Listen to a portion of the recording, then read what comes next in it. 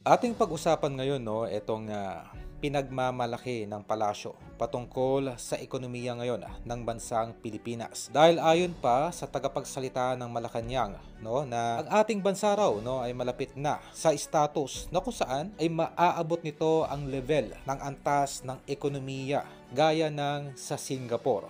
Okay?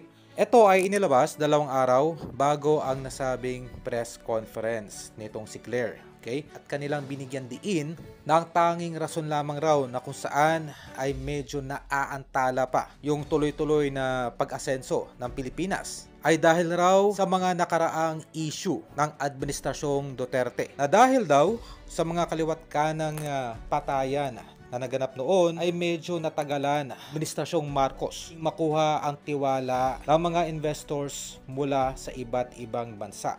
At ngayon daw na itong si Duterte ay nakuha na ng ICC ay muli na raw bumabalik ngayon ang tiwala or kumbaga ay nagbabalikan na yung mga businessmen o yung mga investors mula sa iba't ibang lupalop ng bansa.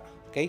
At ayon pa dito kay Claire tagapagsalita ng Malacanang, dahil sa tuloy-tuloy raw na pag-asenso ng bansang Pilipinas ay hindi na raw kailangan pa na ibaba ang presyo ng bigas sa 20 pesos. Dahil sa ngayon daw ay mas tumataas yung income ng majority ng mga Filipino dahil raw sa taunang pag-increase ng salary o yung 20 pesos yearly na idinadagdag sa arawang sahod.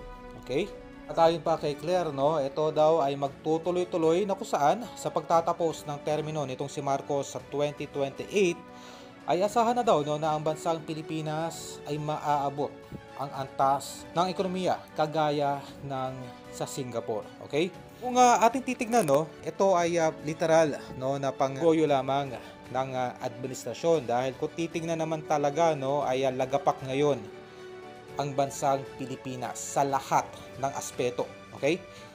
Tumataas ang lahat ng mga bilihin at stagnant yung pagtaas ng sahod.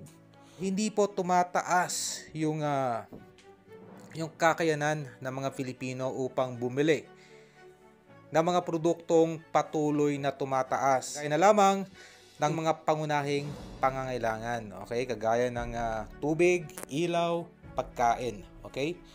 So ito ay maaari nating ituring na isang pangliling lang o yung harapang pangbabastos o pang-iinsulto sa sambayan ng Pilipino na kung saan ay kanila pong pinagmumukhang mangmang yung sambayan ng Filipino. Nasa kabila ng lumalalang kagutuman at kahirapan dito sa bansa ay patuloy yung pagdi-disguise nitong Malacanang upang i-hypnotize ang bansang Pilipinas na tayo di umano ay nasa magandang status na ng ekonomiya ng bansa.